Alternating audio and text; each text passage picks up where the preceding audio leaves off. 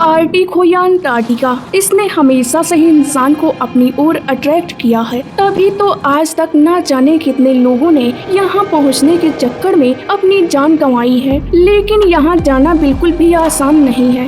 कई मीटर लंबी बर्फ की दीवार, -60 डिग्री सेल्सियस से भी ज्यादा टेम्परेचर और चारों ओर केवल बर्फ ही बर्फ। सोच के देखिए, कोई इंसान भला कैसे वहाँ सरवाइव कर पाएगा। सरवाइव करना तो छोड़िए, वहाँ तक पहुँचना ही मौत को दवा देने के समान है। मगर इसके बावजूद यहाँ मौजूद है आइस ब्रेकर, जो आर्टिक और अंटार्कटिका में काम करते हैं। मगर सवाल ये है कि आर्टिक और अंटार्कटिका जैसी जगहों पर जहाँ इंसानों का रहना लगभग इम्पॉसिबल है, वहाँ इनकी जरूरत क्यों पड़ती है, और आखिर कैसे ये बर्फ के बड़े बड़े पहाड़ों को तोड़कर रास्ता बनाते जाते हैं, और इनका सामना किससे होता है, इस वीडियो में आगे जानेंगे डिटेल में। दोस्तों, इस वीडियो में हम आपको ले चलेंगे बर्फीले महासागरों की यात्रा पर, जहां ये जहाज इंसान की जिंदगी बचाने से लेकर तेल और गैस निकालने और अंटार्कटिका मिशन को अंजाम देने तक हर काम करते हैं। लेकिन इस दैत्याकार जहाज के सामने भी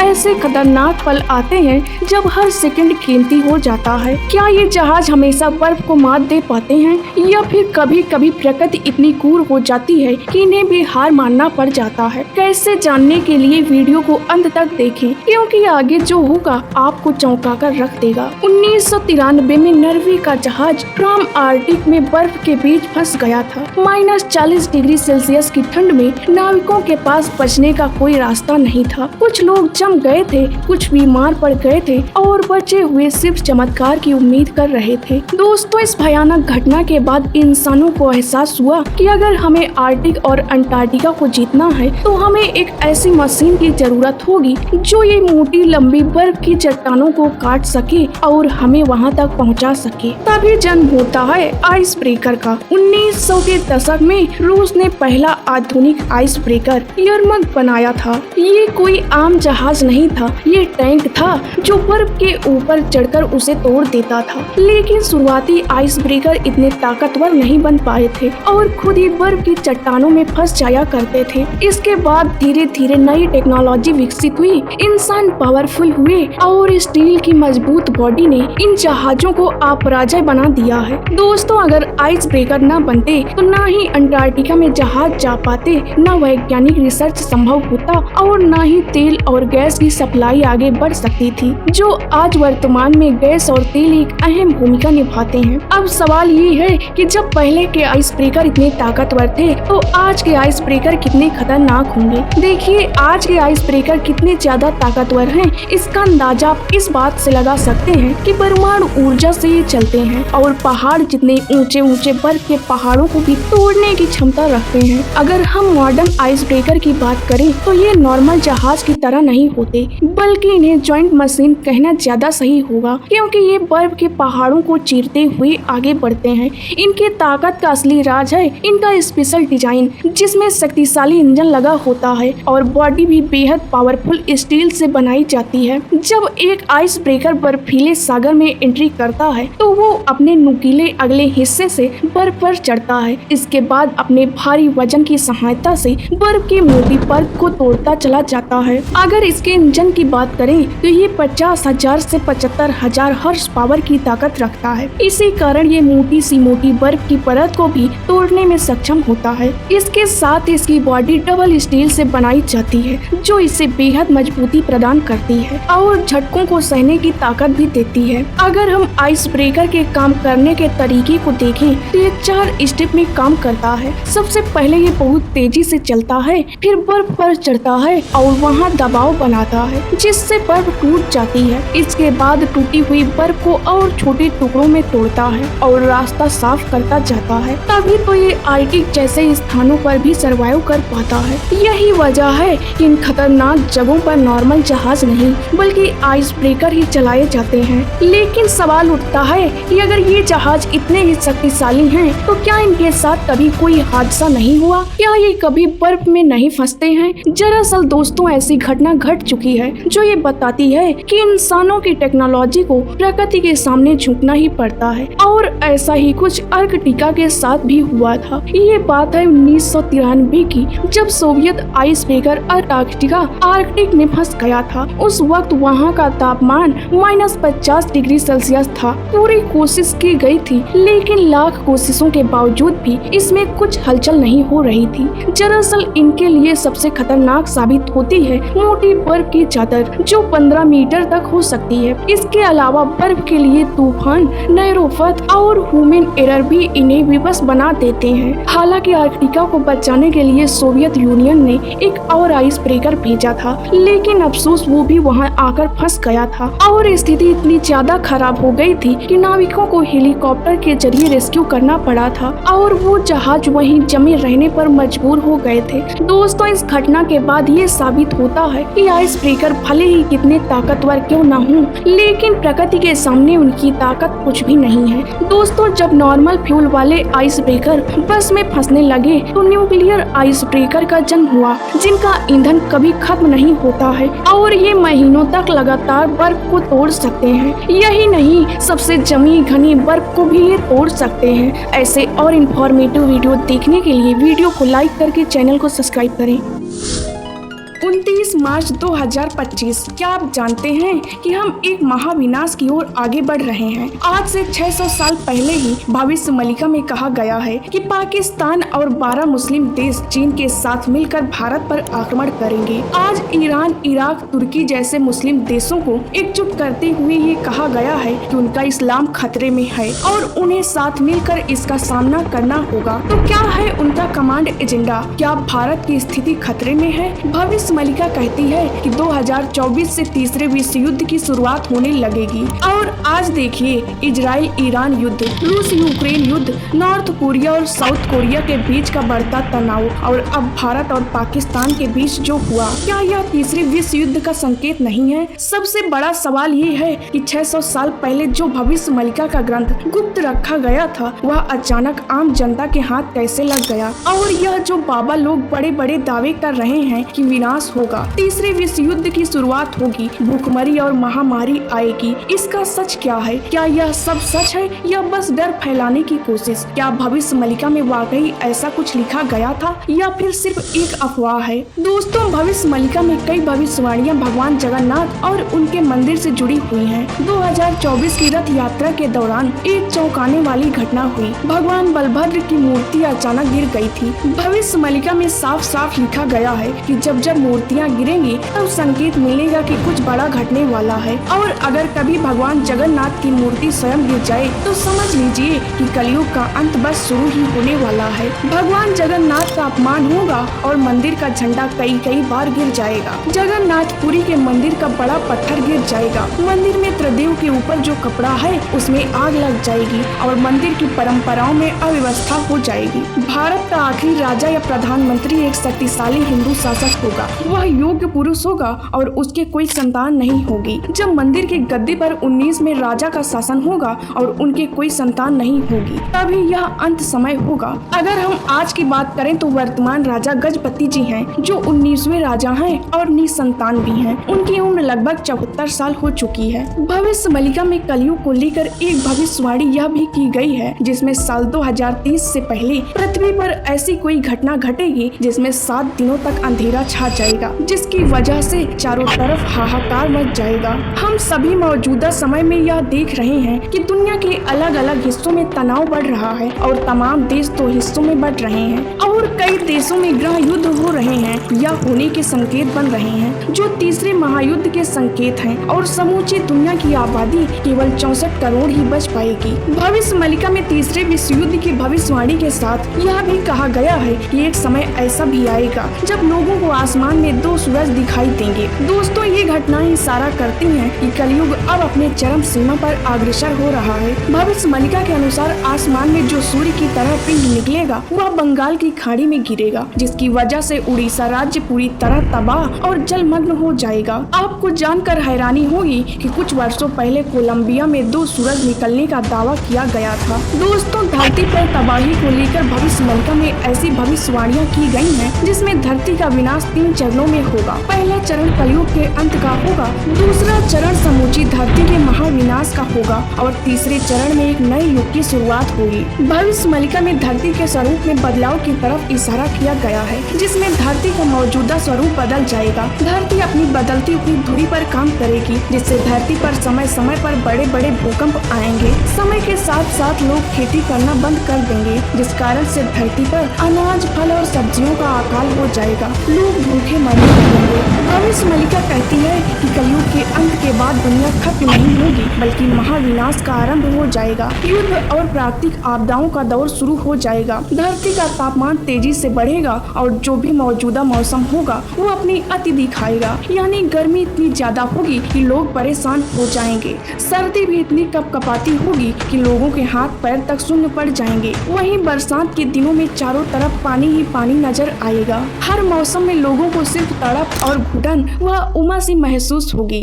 महाविनाश के दूसरे चरण में पूरी दुनिया के कई देशों में गृह युद्ध छिड़ जाएंगे। देश अपने ही गृह युद्धों में इतने अशांत हो जाएंगे कि उनके पास विदेश नीति या फिर दूसरे आवश्यक मुद्दों पर ध्यान देने का समय ही नहीं बच पाएगा। इन गृह युद्धों के बीच ज्यादातर युद्ध ऐसे होंगे जो धर्म और अधर्म के बीच होंगे। एक देश धर्म युद्ध कर रहा होगा तो वहीं बाकी देश अधर्म का साथ दे रहे होंगे। दोस्तों, भविष्य मलिका के अनुसार भगवान केवल कलयुग का अंत करने नहीं आएंगे, बल्कि दूसरे और तीसरे चरण के लिए धरती पर ठहरे रहेंगे, क्योंकि कलयुग का अंत होने के बाद भगवान कल्कि धरती का महाविनाश होने के बाद एक नए युग की शुरुआत करेंगे, जिसके बाद कलयुग हर चरण में समाप्त हो जाएगा और धरती पर धर्म की स्थापना हो जाएगी। महाविनाश के बाद भगवान कल्कि वीर स्थलों की फिर से स्थापना करेंगे। भविष्य मलिका बताती है कि हमारी धरती का अंत कई बार हो चुका है। ऐसे में कई प्राचीन शहर, नगर और गांव जलमग्न हो चुके हैं। उदाहरण के तौर पर भगवान कृष्ण की नगरी द्वारिका भी समुद्र में समा चुकी है।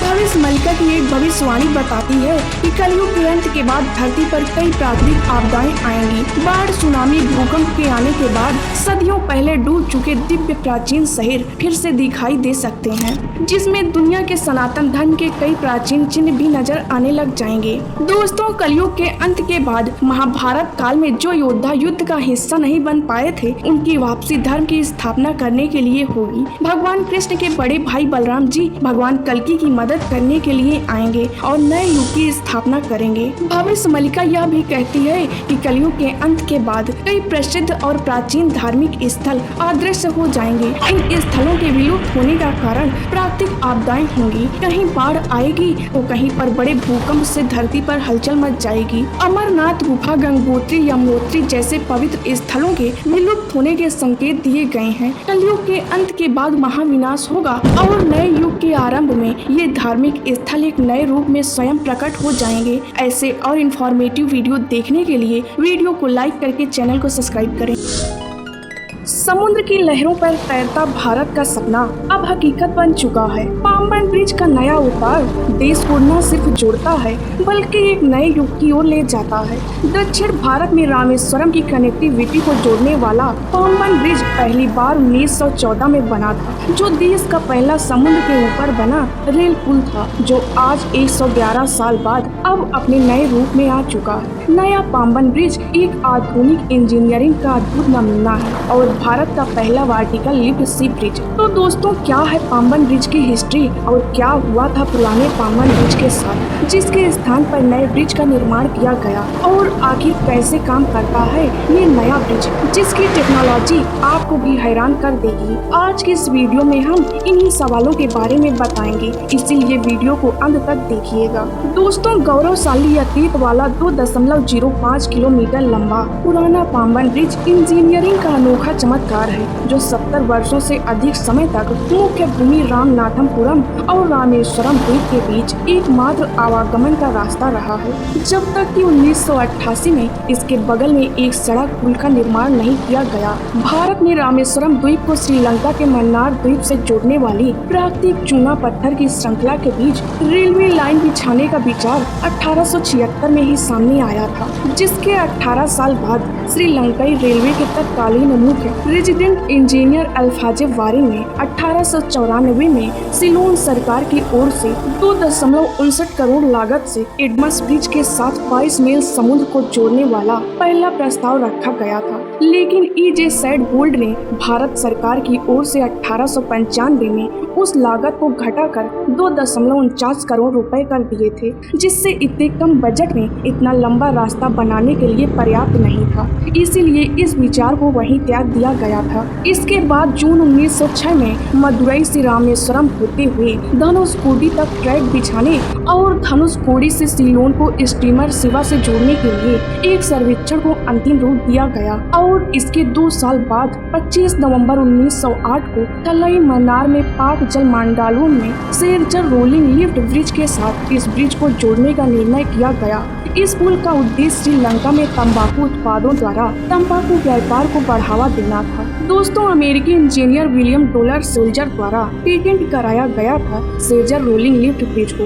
उनकी company Chicago Scherzer rolling lift bridge company द्वारा ही डिजाइन करवाया गया था। पाम्बन रेल पुल का निर्माण कार्य जून 1911 में शुरू होता है और दिसंबर 1913 में पूरा किया जाता है। शेरचर रोलिंग लिफ्ट स्पैन, जिसे वर्टिकल लिफ्ट ब्रिज के नाम से भी जाना जाता है, इसे 81 डिग्री तक ऊपर खोला जा सकता था। पाम्बन ब्रिज को 24 फरवरी 1914 को यातायात के लिए शुरू कर दिया गया था। ये ब्रिज अपना कार्य बहुत ही सरल तरीके से कर रहा होता है, तभी एक ऐसी घटना घटती है जो इस रास्ते को पूरी तरह से बर्बाद कर देती है। 1964 का चक्रवात। दोस्तों, साल 1964 में 22 और 23 दिसंबर की रात तमिलनाडु में आए एक भयंकर चक्रवाती तूफान ने, जिसे रामेश्वरम चक्रवात के नाम से भी जाना जाता है। ये तूफान इतना भयानक था कि चंबन के दक्षिण पूर्वी हिस्से पर स्थित धनुषकोडी शहर को पूरी तरह नष्ट कर दिया था।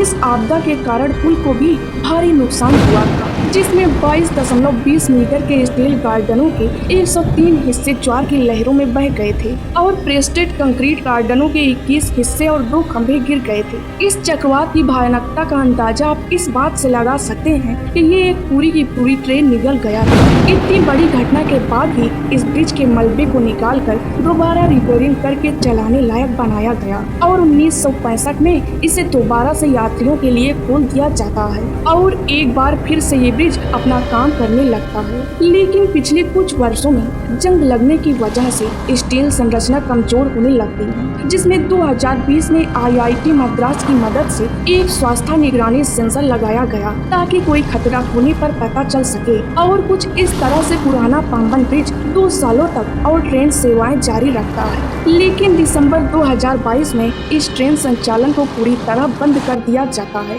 क्योंकि ये ट्रेन की आवाजाही के कारण अत्यधिक कंपन करने लगा था, जिसे रिपेयर करने से भी इंजीनियर मना कर दिए थे। नया रेल पुल। दोस्तों, मौजूदा पुल के बगल में नए पाम्बन रेल पुल का निर्माण 2019 में रेल विकास निगम लिमिटेड द्वारा शुरू किया गया था, जब पुराने पुल में लगातार तकनीकी दिक्कतें और संरचनात्मक अस्थिरता आने लगी थी। लेकिन कोविड-19 महामारी के चलते यह लगभग 8 महीने तक रुक गया था। इसके अलावा डिजाइन में मामूली बदलाव और समुद्र की खराब स्थिति के कारण भी काम देरी से हुआ। लेकिन नवंबर 2024 में यहाँ का काम पूरा हो गया है और इसकी कुल लागत 535 करोड़ रुपए आई है। पुराने पुल पर ट्रेन केवल 10 किलोमीटर प्रति घंटे की रफ्तार से ही चल पाती थी, लेकिन अब नए पुल पर 98 किलोमीटर प्रति घंटे की स्पीड से ट्रेन दौड़ेगी। दोस्तों, नए पाम्बन ब्रिज से रेलवे का सफर तो आसान होगा ही, लेकिन इसका सबसे ज्यादा और बड़ा फायदा पानी के जहाजों का होगा, क्योंकि इस ब्रिज को खास तरीके से समुद्री रास्ते के लिए भी डिजाइन किया गया है, जिसमें बड़ा से बड़ा पानी का जहाज बड़े ही आसानी से ब्रिज के नीचे से गुजर जाएगा। इसके साथ ही इस ब्रिज के निर्माण के दौरान इसमें एंट्री कोजोन टेक्निक, पॉलीसिलर क्लेसिंग पेंट, एडवांस स्टील और फाइबर रिफाइंडर प्लास्टिक का उपयोग किया गया है, जो इस ब्रिज को लंबे समय तक टिकाऊ बनाए रखेगा। जो रामेश्वरम को देश के बाकी हिस्सों से जोड़ेगा, अब खुल चुका है। इसकी सबसे बड़ी खासियत ये है, ये बीच से खुलता है, यानी इसके ऊपर से ट्रेन जाएगी और इसके नीचे से जहाज। दोस्तों, इस ऐतिहासिक प्रोजेक्ट से जुड़ी कुछ खास खूबियां भी हैं, जो इसे देश का एक आधुनिक इंजीनियरिंग का चमत्कार बनाती है। जैसे भारत का पहला ऐसा ब्रिज जिसमें वर्टिकल लिफ्ट टेक्नोलॉजी का यूज किया गया है। यह पुल तमिलनाडु के रामनाथपुरम जिले से रामेश्वरम को मंडपम से जोड़ता है। इस पुल की लंबाई 2.07 किलोमीटर है, जिसमें 72.5 मीटर का नेविगेशन स्पैन मौजूद है, जिससे 17 मीटर ऊपर तक उठाया जा सकता है। इस पुल को पुराने पुल की तुलना में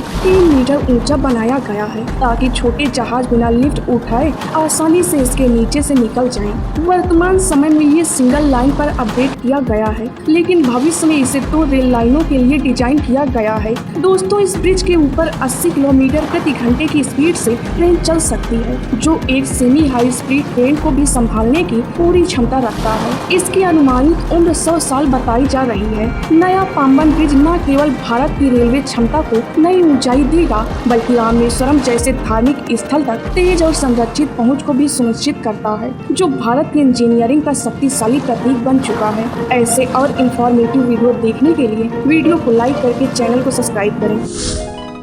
ग्लोबल वार्मिंग यानी वैश्विक ऊष्मीकरण एक ऐसी सिचुएशन है जिसके बारे में हर कोई जानता है, बात भी करता है और फिक्र भी जताता है, लेकिन इसे रोकने के असर को कम करने की कोशिश हम में से कितने लोग करते हैं। बड़ा सवाल ये नहीं है कि ग्लोबल वार्मिंग किस तेजी से बढ़ रही है, बल्कि ये है कि हम किस तेजी से इसे रोकने की कोशिश कर रहे हैं। वैसे क्या ये हम जानते हैं कि ग्लोबल वार्मिंग होने की वजह भी हम ही हैं और इससे प्रभावित होकर नुकसान उठाने वाले भी हम इंसान ही हैं, और इसे रोककर अपने जीवन को सुरक्षित बनाने की क्षमता भी हम इंसान में ही है। तो क्या कर सकते हैं हम इस ग्लोबल वार्मिंग को रोकने के लिए, ये जानना बहुत ही जरूरी है। लेकिन उससे पहले इस ग्लोबल वार्मिंग की कुछ खास बातों को जानना और उसे समझना भी बहुत ही जरूरी है। जैसे कि ये ग्लोबल वार्मिंग है क्या ये क्लाइमेट चेंज का ही दूसरा नाम है या इसमें कुछ डिफरेंस है? दोस्तों, ग्लोबल वार्मिंग पृथ्वी के औसतन ताप में धीरे धीरे और लंबे समय तक होने वाली वृद्धि है। इसे हम एक तरह से धरती का बुखार भी कह सकते हैं, जो लगातार बढ़ता जा रहा है। और अगर हम क्लाइमेट चेंज की बात करें तो ये ब्रॉड टाइम है और ग्लोबल वार्मिंग इसका एक हिस्सा है। ग्लोबल वार्मिंग क्लाइमेट चेंज का एक बड़ा रीजन है। जहाँ ग्लोबल वार्मिंग का मतलब है पृथ्वी के औसतन तापमान में बढ़ोतरी, वहीं क्लाइमेट चेंज में तापमान में वृद्धि के अलावा और भी चैलेंजेस शामिल होते हैं, जैसे मौसम के पैटर्न में होने वाले बदलाव जो बारिश के पैटर्न में बदल जाते हैं, बर्फबारी में कमी, ज्यादा सूखा, बाढ़ और तूफान जैसे सिचुएशन में ये हमें दिखाई देते हैं। तो दोस्तों, कुछ इस तरह ग्लोबल वार्मिंग और क्लाइमेट चेंज ये दोनों ही हमारे सर्वाइवल को चैलेंज करने वाले हैं। ये दोनों ही मुश्किल चुनौतियां हैं जो आपस में जुड़ी हुई हैं। इस ग्लोबल वार्मिंग का सबसे बड़ा रीजन है फ्यूजन फ्यूल और ग्रीन हाउस गैसेस, जैसे कोयला, तेल और प्राकृतिक गैस। फॉसिल फ्यूल को जीवाश्म ईंधन के नाम से भी जानते हैं। इसका यूज हम इंसान बिजली बनाने में, गाड़ियां चलाने में और उद्योग में करते हैं। इसके लिए जब भी हम फ्यूल को जलाते हैं तो कार्बन डाइऑक्साइड निकलती है, जो एक ग्रीन हाउस गैस है। ये गैस मीथेन और नाइट्रो ऑक्साइड जैसे दूसरे गैसों के साथ मिलकर ग्रीन हाउस इफेक्ट पैदा करती हैं, जिससे पृथ्वी गर्म हो जाती है। ये ग्रीन हाउस गैस सूर्य से आने वाली गर्मी को पृथ्वी के वायुमंडल से बाहर नहीं जाने देती हैं, जिसकी वजह से पृथ्वी का तापमान लगातार बढ़ता जाता है। और क्योंकि फॉसिल फ्यूल का इस्तेमाल लगातार होता जा रहा है, इसीलिए ग्रीन हाउस गैसें भी बढ़ती जा रही हैं, जो कि ग्लोबल वार्मिंग को तेजी से बढ़ा रही हैं। इसके अलावा जंगलों की कटाई की वजह से भी वातावरण में कार्बन डाइऑक्साइड की मात्रा बढ़ रही है, और खेती में ऐसे तरीकों को ज्यादा इस्तेमाल में लेना जिनसे मीथेन और नाइट्रो ऑक्साइड जैसे गैसें निकलती हैं, और सीमेंट उत्पादन जैसे उद्योग भी ग्रीन हाउस गैसें निकालकर लगातार पृथ्वी को गर्म बनाती जा रही हैं। यानी ग्लोबल वार्मिंग के लिए असली जिम्मेदार हम इंसान ही हैं। अब अगर हम इस कड़वे सच के बाद ग्लोबल वार्मिंग के अतीत, वर्तमान और भविष्य पर एक नजर डालते हैं। दोस्तों, 18वीं सदी के अंत में औद्योगिक क्रांति के साथ कोयला, तेल और गैस जैसे जीवाश्म ईंधन का बड़े स्तर पर इस्तेमाल होना शुरू हुआ था, जिसने ग्लोबल वार्मिंग की प्रक्रिया को तेज किया था। 19वीं सदी में पहली बार वैज्ञानिकों ने ग्रीन हाउस प्रभाव की खोज किए और बताएं कि कुछ गैसें जैसे कार्बन डाइऑक्साइड और मीथेन वातावरण में गर्मी को रोक सकती हैं, जिससे पृथ्वी का तापमान बढ़ने लगता है। और 20वीं सदी के मध्य में ही वैज्ञानिकों ने ग्लोबल वार्मिंग के बारे में चेतावनियां देना भी शुरू कर दिए हैं, जिसमें जीवाश्म ईंधन जलाना और जंगलों का तेजी से काटे जाने का खतरा बताया गया है। और फिर देखते ही देखते ग्लोबल वार्मिंग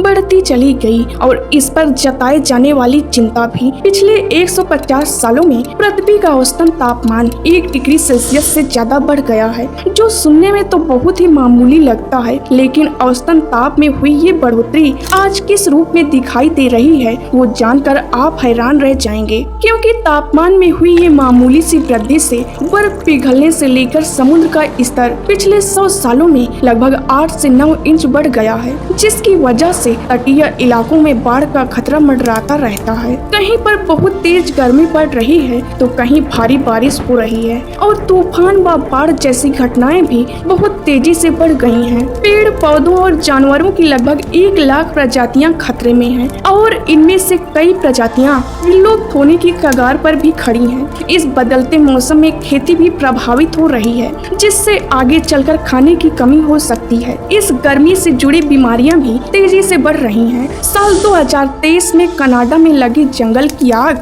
और साल 2019 से 2020 में ऑस्ट्रेलिया में लगी जंगल की आग हो, या सूखे के हालात झेलता यूरोप हो, या फिर अरबों लोगों का पानी की कमी वाले इलाकों में रहने को मजबूर होना क्यों ना हो, ये सब ग्लोबल वार्मिंग के परिणाम ही हैं। और इसका भविष्य तो और भी खतरनाक दिखाई देता है, क्योंकि अगर हमने ग्रीन हाउस गैस का उत्सर्जन नहीं रोका तो इस सदी के अंत तक पृथ्वी का तापमान 2 डिग्री सेल्सियस या उससे भी ज्यादा बढ़ सकता है। इसका मतलब ये है कि आने वाले दशकों में हमें बहुत ही गंभीर परिणामों का सामना करना पड़ सकता है, क्योंकि ग्लेशियर के पिघलने से समुद्र का स्तर और बढ़ेगा, जिससे तटीय क्षेत्रों में बाढ़ का खतरा भी बढ़ेगा। लाखों लोगों को अपना घर छोड़ना पड़ेगा और इस बाढ़ में छोटे द्वीप वह देश डूब भी सकते हैं। पानी की और कमी हो सकती है, खेती पर बुरा असर पड़ सकता है, जैव विविधता खतरे में पड़ सकती है, बीमारियां भी बढ़ सकती हैं और आर्थिक मंदी आ सकती है।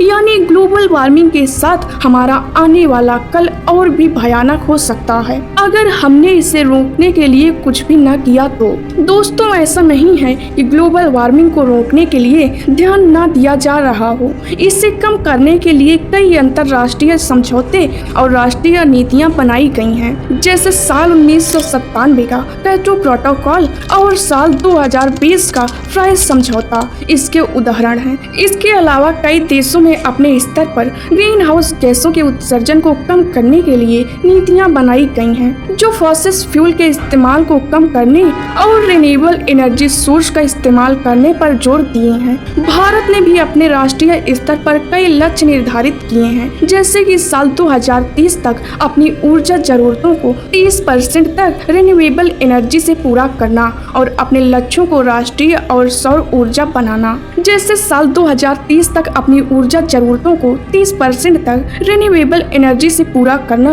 भारत ने इलेक्ट्रिक वाहनों के विकास व उपयोग को भी बढ़ावा देने के लिए कई कदम उठाए हैं, ताकि फॉसिल फ्यूल पर निर्भरता कम की जा सके। दोस्तों, ग्लोबल वार्मिंग और क्लाइमेट चेंज के बारे में जागरूकता फैलाने के लिए हर साल कई खास दिवस मनाए जाते हैं, जैसे 22 अप्रैल को पृथ्वी दिवस, 5 जून को विश्व पर्यावरण दिवस और 24 अक्टूबर को अंतर्राष्ट्रीय जलवायु दिवस। इन सभी प्रयासों के साथ साथ बहुत से लोगों और संस्थाओं के साथ मिलकर ग्लोबल वार्मिंग को रोकने के लिए जी तोड़ प्रयास किए जा रहे हैं। फिर चाहे पानी का महत्व समझाकर अपना योगदान दे रहे हों या क्लाइमेट चेंज के खिलाफ आवाज उठाकर, ये सब ग्लोबल वार्मिंग से जुड़े हुए हैं। और ग्लोबल वार्मिंग इन सब से ये भी कह सकते हैं कि ग्लोबल वार्मिंग और क्लाइमेट चेंज मिलकर ऐसे हालात बना रहे हैं जिसमें पानी की कमी, खाने की कमी, पेड़ पौधों और जानवरों को होने वाले खतरे और प्रदूषण जैसे ढेरों चुनौतियां शामिल हैं, जिन्हें रोकने के लिए बहुत कुछ किया जा रहा है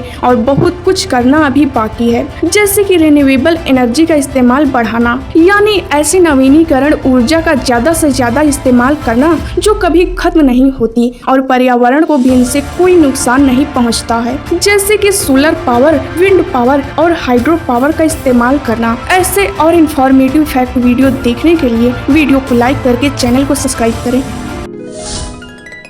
भारत के ऑपरेशन सिंदूर के बाद जवाब में पाकिस्तान ने भारतीय सेना से जुड़े 15 ठिकानों को निशाना बनाने की कोशिश की, पर उसके चीनी मिसाइलों को भारत के मजबूत सिस्टम ने बर्बाद कर दिया है। 7 और 8 मई 2025 को पाकिस्तान ने ड्रोन और मिसाइलों का इस्तेमाल करके भारत के अवंतीपुरा, श्रीनगर, जम्मू, पठानकोट, अमृतसर, कपूरथला, जालंधर और लुधियाना सहित उत्तरी और पश्चिमी हिस्सों के कई सैन्य ठिकानों को निशाना बनाने का प्रयास किया था, लेकिन इन्हें इंटीग्रेटेड काउंटर यूएस ग्रेड और एयर डिफेंस सिस्टम की मदद से ध्वस्त कर दिया गया है। पाकिस्तानी मिसाइलों के मलबे भारत के कई स्थानों में आपको देखने को मिल जाएंगे। दोस्तों, आसिम मनीर चाहे लाख भारत से बदला लेने के दावा कर रहा हो, लेकिन पड़ोसी देश का एक भी मिसाइल भारत को छू तक नहीं पाएगा। सेना की तरफ से ये भी बताया गया है कि कल सुबह भारतीय सशस्त्र बलों ने पाकिस्तान में कई स्थानों पर एयर डिफेंस रेडार सिस्टम को निशाना बनाया है। भारत ने भी पाकिस्तान की तरह उसी की तीव्रता से जवाब भी दिया है। इसके साथ ही लाहौर में एक एयर डिफेंस सिस्टम को निष्क्रिय कर दिया गया है। भारत के ड्रोन हमलों में चीनी HQ-9 एयर डिफेंस सिस्टम बुरी तरह से तबाह हो गया है। भारत ने लगातार 2 रातों तक पाकिस्तान के एयर डिफेंस सिस्टम में सेंध लगाई है, जिससे पड़ोसी देश की सुरक्षा में कमजोरियां खुलकर सामने आ रही हैं। आखिर कैसा है भारत का एयर डिफेंस सिस्टम और क्या ये पाकिस्तान के नापाक हमलों से भारत की रक्षा कर पाएगा? क्या क्या खूबियां हैं इस सिस्टम में, जानेंगे आज की इस वीडियो में। दोस्तों, भारत का एयर डिफेंस सिस्टम दुनिया के सबसे उन्नत और मजबूत डिफेंस सिस्टम में से एक है, क्योंकि ये कई मल्टीलेयर में डिवाइड है। ये कई तरह के हवाई खतरों जैसे कि बैलिस्टिक मिसाइलें, क्रूज मिसाइलें, लड़ाकू विमान, ड्रोन और हेलीकॉप्टर से रक्षा करने में सक्षम है। भारत ने इस प्रणाली को विशेष रूप से पाकिस्तान और चीन से पैदा होने वाले खतरों को ध्यान में रखकर विकसित किया है।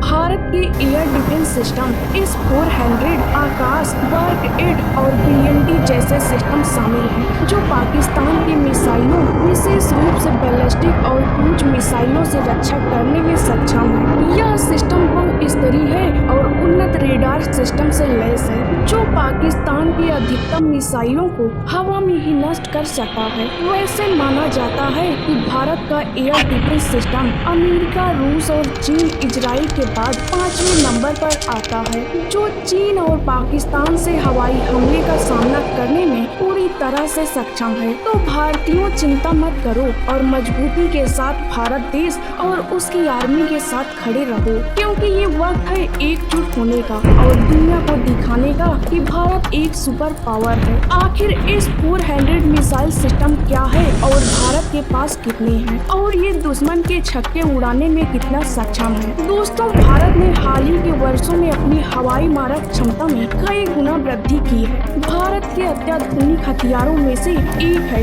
S-400 एयर डिफेंस सिस्टम, जिसे भारतीय सेना में सुदर्शन चक्र के नाम से जाना जाता है। S-400 रूस के अल्माज सेंटर डिजाइन ब्यूरो द्वारा विकसित किया गया एक लंबी दूरी की सतह से हवा में मार करने वाला सिस्टम है, जो दुनिया की सबसे उन्नत एयर डिफेंस में से एक है, जो ड्रोन, क्रूज मिसाइलों और बैलिस्टिक मिसाइलों सहित विभिन्न हवाई खतरों का पता लगाने और उन्हें ट्रैक करके पूरी तरह से नष्ट करने में सक्षम है। हर एक S-400 वेपन में 2 बैटरियां होती हैं, जिनमें से प्रत्येक में 6 लॉन्चर, एक कमांड एंड कंट्रोल सिस्टम, निगरानी रेडार और एंगेजमेंट रेडार लगे होते हैं। प्रत्येक बैटरी 128 मिसाइलों तक का सहयोग कर सकती है। S-400 ड्रिफ्ट एक विमान भेदी हथियार इस 300 परिवार का नवीनीकरण के रूप में रूस की अल्मज केंद्रीय डिजाइन ब्यूरो द्वारा 1990 के दशक में विकसित विमान भेदी हथियार प्रणाली है, जिसे 2007 के बाद से ही रूसी सशस्त्र सेना में शामिल कर लिया गया है। S-400 एक बार में एक साथ 72 मिसाइलें छोड़ सकता है। इसकी सबसे खास बात ये है कि इस डिफेंस सिस्टम को कहीं भी मूव करा सकते हैं। S-400 को नाटो द्वारा इस A-21 जैलर long range defence missile system भी कहा जाता है, जो -50 डिग्री से -70 डिग्री के तापमान में भी काम करने में पूरी तरह सक्षम है। और इसकी सबसे खास बात ये है कि इस मिसाइल को नष्ट कर पाना दुश्मन के लिए बहुत ही मुश्किल है, क्योंकि इसकी कोई भी फिक्स पोजीशन नहीं होती है, इसीलिए इसे आसानी से डिटेक्ट नहीं किया जा सका। ये एक advance mobile air defence system है जो दुनिया का सबसे आधुनिक ताकतवर मिसाइल सिस्टम है, जिसे भारत में विकसित किया है। यह टारगेट को अपने 91 N62 पैड रेडार सिस्टम से बहुत जल्द ही ट्रैक कर लेता है, जो 600 किलोमीटर दूर तक के टारगेट कर सकता है। इसके साथ ही ये डिफरेंट रेंज और ऊंचाई वाले खतरों को भी इंटरसेप्ट कर सकता है। इसके मोबाइल सिस्टम को ट्रकों में लगाया जाता है। इसकी तैनाती मात्र 5 से 10 मिनट में ही एक्टिव हो जाती है। इसके स्टेल्थ टारगेट को पकड़ने की क्षमता बहुत ही तेज है, जो F-22 और F-35 जैसे विमानों का पता भी लगा सकती है। और इस सिस्टम को सबसे बेहतरीन बनाती है इसकी एक साथ कई लक्ष्यों पर हमला करने और उन्हें नष्ट करने की क्षमता। इसकी 2 स्तरीय ढाल 5000 किलोमीटर दूर से लॉन्च की गई किसी भी आने वाली मिसाइल को रोकने में सक्षम होती है। इस 4 हैंडेड मिसाइल सिस्टम में 4 तरह की मिसाइलें होती हैं। यह सिस्टम 100 से लेकर 40,000 फीट तक उड़ने वाले हर टारगेट को पहचान कर नष्ट कर सकता है। इसका रेडार सिस्टम 600 किलोमीटर तक की रेंज में करीब 300 टारगेट ट्रैक कर सकता है। यह सिस्टम मिसाइल, एयरक्राफ्ट या फिर ड्रोन से हुए किसी भी तरह के हवाई हमले से निपटने में सक्षम है। इसके अलावा S-125 में चौड़ा आकाश, स्प्राइट सर्फेस टू एयर जैसे हथियारों से भी भारत लैस है, जो डिफरेंट हथियारों के खिलाफ अनगिनत मार है। ऐसे और इन्फॉर्मेटिव वीडियो देखने के लिए वीडियो को लाइक करके चैनल को सब्सक्राइब करें।